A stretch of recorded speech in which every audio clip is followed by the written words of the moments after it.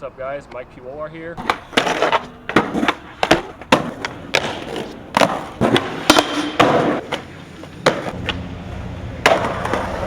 And you're watching We Skate, and today we're going to learn how to nollie.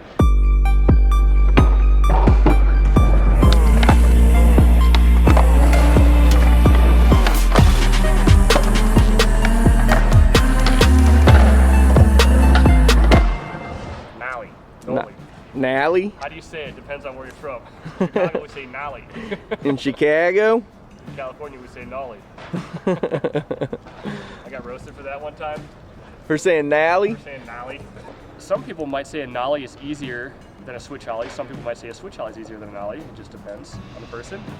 But the nice thing about a nollie is you're going your normal stance. So if I'm goofy, I'm used to going this way, you're still going that way. So you don't have to really get used to fall and switch or anything. For a nollie, I like to put my feet obviously on the nose, right in the middle is good. And I like to be facing a bit forward. You want to have this foot about like that. You want to have some space to slide it. And you're looking over your front shoulder. Let's give one a try, shall we? You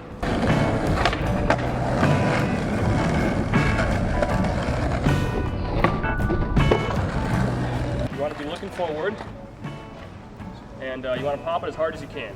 I don't think you can pop too hard on this trick. So you're rolling forward, you got your foot on the nose, you're looking forward, you want to give it a good bend down as far as you can, pop as hard as you can, and then from there it's just like an ollie. Pop, slide, so this foot is going to kind of roll like this, pop, slide, and then this one's going to lift up. Pop, slide, lift, like that. You actually almost want to push it down back, you know? So if you're going this way, you almost want to, as you're sliding, you almost want to poke it down so the front lifts up. Like, if you can tweak it, you have more control. I see a lot of people do this when they first learn how to nollie. Like it technically was a nollie, but it was kind of soggy. Like it came off my foot. It didn't really tweak. And you can get away with that on flat, but if you want to take it off of something, you want to have more control. So the way to solve that is you pop, and you try to tweak it, just like you tweak an ollie, but you know, the other way. So, let's give it one more, shall we? A real common mistake is probably not popping hard enough. Like I said before, I don't think you can pop too hard. You're better popping too hard than not hard enough, because if you don't pop hard enough, and you kind of whiff it, it's just all bad. Just pop it too much if you're in doubt.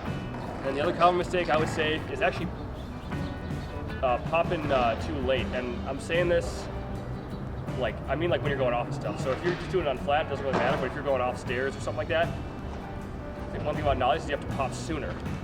So actually, I'm going to go over this thing right here. So let's say you're going to nollie off this stage. When you're doing an ollie, you kind of can roll like this, and you can kind of do it almost with your front wheels hanging off. Yeah. Pop here. But when you're doing a nollie, you got to start the whole process sooner. So instead of starting the process, you know, here, you got to start the process like back here. So it's going to feel too early at first. Once you get used to it, you'll realize the timing. And you're also going to have to go faster when you're nollieing off of stuff. So when you're just ollieing off of something, you can go real slow. It's kind of barely clear. But when you're nollieing, if you go too slow, you're going to bump your back. So you got to make sure to go faster and pop earlier. And that's a real common mistake I see people make, or they'll pop too, you know, like I said, they'll pop too late, and then you just whiff the whole thing, and then you can potentially get credit carded. And it's not fun. Yeah, you don't want that. So pop early, pop hard, go a little faster. Should we do it off this? Yeah, let's get one.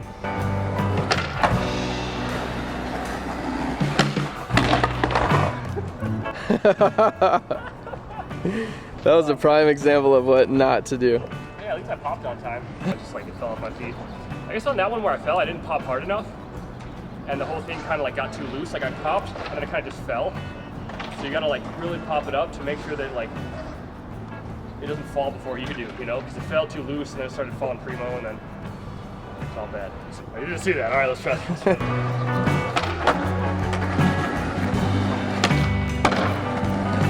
Did you learn nollies around the same time you were learning like regular stuff?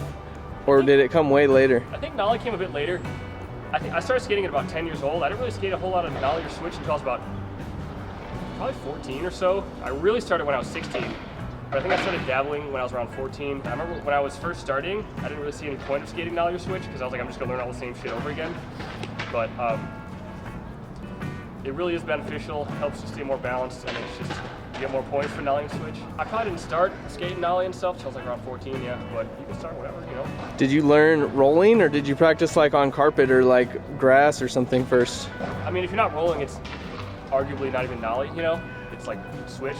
Yeah. You can learn stationary with your wheels in a crack, you know, just like a lot of people first learn how to ollie with their wheels in a crack. You could do that. But the thing about a nollie though, is it's not exactly the same as that. So if you learn how to like, you know, set your wheels up in a crack and do, I guess, a switch ollie, it's different. On a nollie, one thing you want to make sure you do is poke it forward a lot. So on an ollie or a switch ollie, you kind of pop it straight down. On a nollie, you poke it forward a lot. So instead of a straight down, it's a forward nudge. To be honest, I would learn it moving. Because if you're doing it stationary, that forward poke thing won't work. That makes work for a sense. switch ollie, but if you want to learn how to nollie, you gotta be moving, and you gotta have the forward poke. So learn it going slow or something. Usually, you know, you wouldn't try to nollie into something until you can do the thing. So in that case, learn how to nose manny first, obviously. And then you just go a little faster, pop a little sooner. It takes a little more muscle to get up there than it would for just a nose manny, but go a little faster, pop a little sooner. All right, so that was nollie. Hopefully that was helpful. Once you got your nollies down, you're ready to start trying nollie flips, nollie heels, nollie grinds, nollie, you know, manuals. But don't skip the fundamentals. Make sure you got the nollie down.